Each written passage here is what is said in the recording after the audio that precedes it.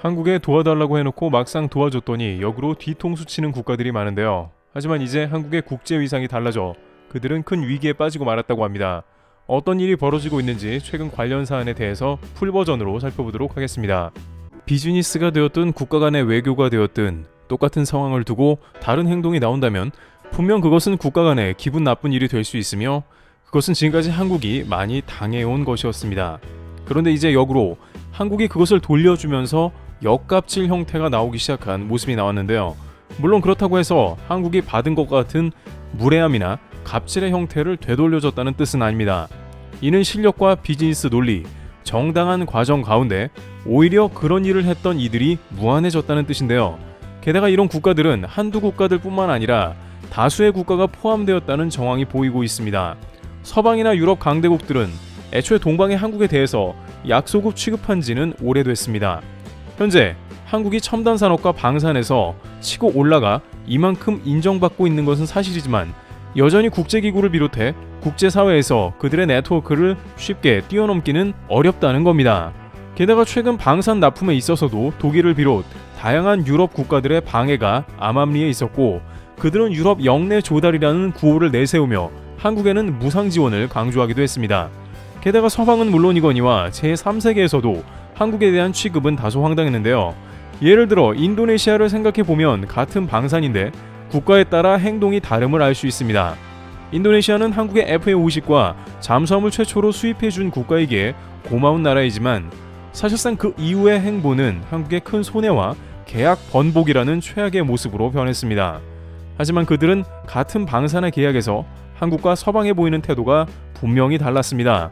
한국에는 잠수함을 계약해놓고 계약금을 입금하지 않으면서 뒤통수를 쳤는데 그 가운데 당시 대우조선해양은 수백억 원에 해당되는 잠수함 부품을 주문해버렸습니다. 한국 입장에서는 계약서까지 썼기 때문에 당연히 진행한 프로세스였으나 그들은 막무가내였으며 또한 이러하면은 방산뿐만이 아니라 국가의 인프라에서도 역시 마찬가지인데요. 그런데 이러한 면에서 이번에 역으로 똑같은 두 가지의 프로젝트 동시 진행해서 한국은 매우 다른 면을 보입니다. 한국은 최근 이들 국가에서 정반대의 행동을 보이면서 받은 것을 그대로 되돌려주고 있습니다. 실제 이 케이스를 보면 한국이 이 국가에 행한 모습이 정반대라는 것을 알 수 있는데요. 먼저 베트남 정부는 한국의 두 가지 국가 중대 인프라 프로젝트에 대한 도움을 요청했습니다.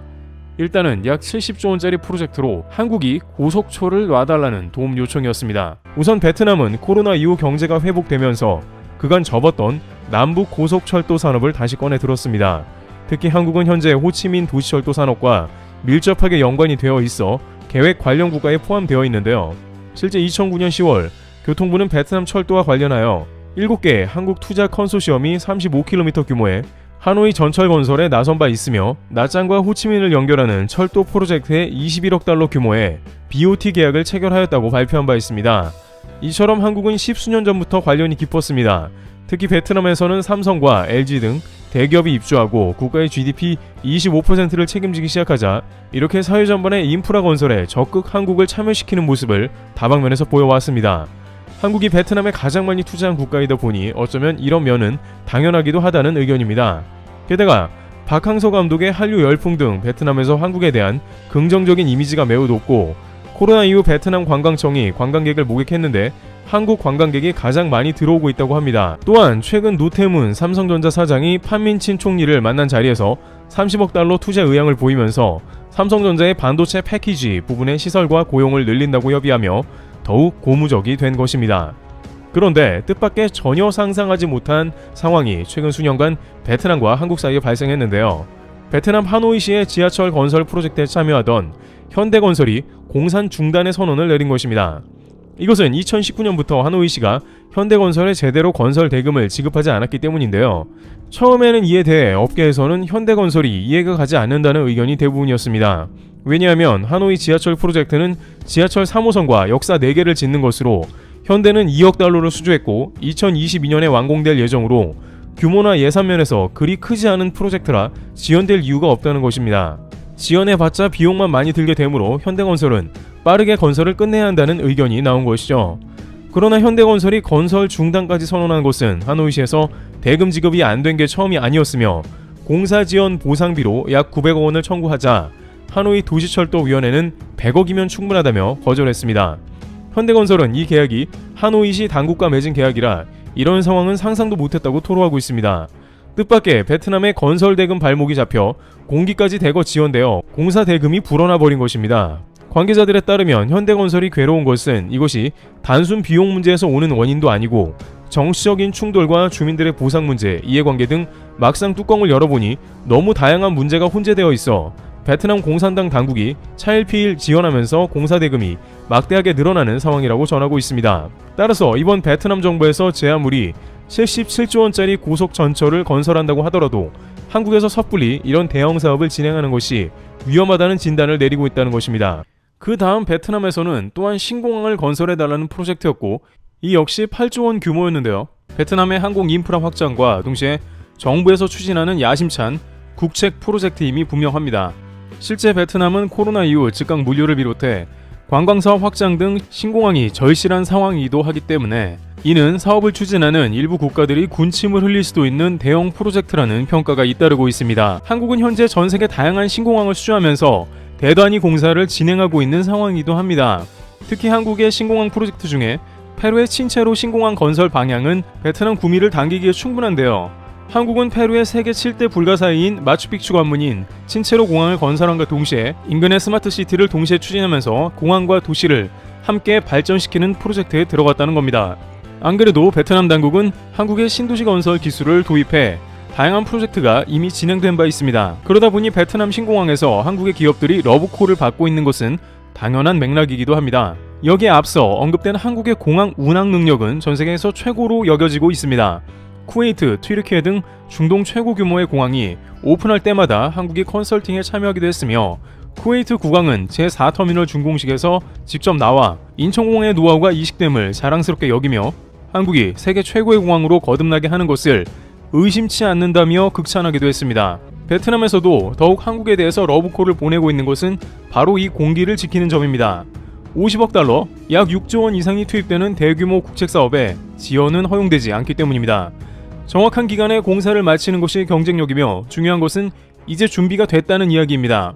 실제 베트남 당국은 지금까지 이 롱탄 국제공항의 가장 큰 문제였던 보상 문제를 해결한 걸로 보입니다. 최근 5년 넘게 롱탄 공항이 착공하지 못했던 것은 주민 보상이 제대로 이루어지지 않았다는 점입니다. 그러나 베트남 정부는 보상위원회와 사업 타당성 검토를 마치고 토지 보상을 끝낸 것으로 전해집니다. 그곳에는 거주민 이전 문제를 비롯해서 농작지에 대한 헥타르당 보상 금액을 협상해서 모두 끝낸 것입니다. 지금까지 지지부진하던 보상 문제를 빠르게 베트남 정부가 해결한 것은 바로 경제 살리기 때문입니다. 베트남 업계는 코로나 이후에 베트남의 경제 성장률을 최대 2자리까지 지속되는 상황이라고 판단하고 있고 이에 항공 물류가 급선무되기 때문이며 베트남 남부 최대의 호황이 올 것으로 기대한다는 이야기입니다. 그런데 터미널 건설 이전에 예상과는 다른 장면들이 펼쳐지면서 베트남을 당황하게 하고 있는데요. 작년 하반기에 있었던 터미널 입찰을 취소하면서 공항 오픈이 전격 지연되어 버린 것입니다. 앞서 논의된 대로 본래 2025년에 오픈할 공항이었으나 이번 취소로 개장 자체가 언제 될지 모르는 상황인데요. 이에 대해서 입찰 실시 때 기업들이 입찰하지 않았거나 혹은 베트남 당국의 일방 취소라는 말이 나오는데 분명한 것은 둘 다 좋지 않은 케이스라는데 이에 대한 이유가 있다는 의견도 나옵니다. 베트남 당국은 신공항 경험이 많은 한국의 현대건설과 삼성물산 등에 대해 제안을 한 걸로 전해지는데요. 전격 입찰이 취소되면서 이제 재입찰을 준비하는 상황에 놓였고 공항 오픈도 전격 미뤄진 것입니다. 이처럼 베트남에서 한국에 거의 100조 원에 달하는 인프라 프로젝트를 제시하며 도움을 청했으나 한국에서는 기존 대금 회수 문제를 비롯해 저렇게 초대형 프로젝트를 맡을 경우에 앞으로 회수조차 불가능할 가능성이 크기 때문에 결국에는 마다하는 분위기가 나왔다는 겁니다. 그런데 공교롭게도 이렇게 고속철도와 신공항 프로젝트를 동시에 요구하는 국가가 나왔는데요. 이 국가에 대해서는 한국이 매우 협조적이며 곧 계약하거나 협약이 오가는 모습을 보였다는 겁니다. 이는 바로 폴란드인데 폴란드에서는 신공항과 더불어 고속철도를 한국에 건설 요청했습니다. 공항의 경우 지분을 나누는 차원이며 고속철도는 공항과 도시 등을 잇는 프로젝트 형태입니다. 이미 고속철도 설계는 한국에 맡기기로 했으며 이제 건설 관련 프로젝트를 진행 중인데요. 이에 현대로템은 폴란드에서 현지 생산과 기술 이전을 바탕으로 한 사업에 합의한 것으로 파악되고 있습니다. 아직 최종 사인까지는 가지 않았으나 고속철 사업의 경우 이미 폴란드 바르샤바 트램 사업을 진행했고, 다양한 분야에서 한국과 사업을 진행하는 폴란드는 확실히 중국보다 한국을 선호하는 모양새입니다. 그런데 부가가치가 높은 고속철 사업은 누구나 선호하지만 베트남과는 온도차가 보인 이유가 있는 것이, 폴란드에서는 대금 지급에 적극적이며 베트남과는 전혀 다른 정부의 태도가 있다는 사실입니다. 두 나라 모두 한국의 수출 흑자 상위 8위 이내 국가로 한국과 경협을 추진하고 있는 국가이지만, 폴란드는 한국과 경협을 통해 벌어들인 돈을 한국에 다시 내주는데 매우 유연하게 움직이나, 베트남은 한국을 통해서 벌어들인 돈이 결과적으로 나오는데 매우 어렵다는 결론이 나오는 것입니다. 베트남에서는 똑같은 신공항 사업과 고속철도 사업을 폴란드만 잘해주느냐 항의할 수 있습니다만, 한국에서는 이제 오히려 한국의 확실한 대금 지불과 진지한 자세로 임하는 이들을 우선 택하는 모습입니다. 트래블TV였습니다. 감사합니다.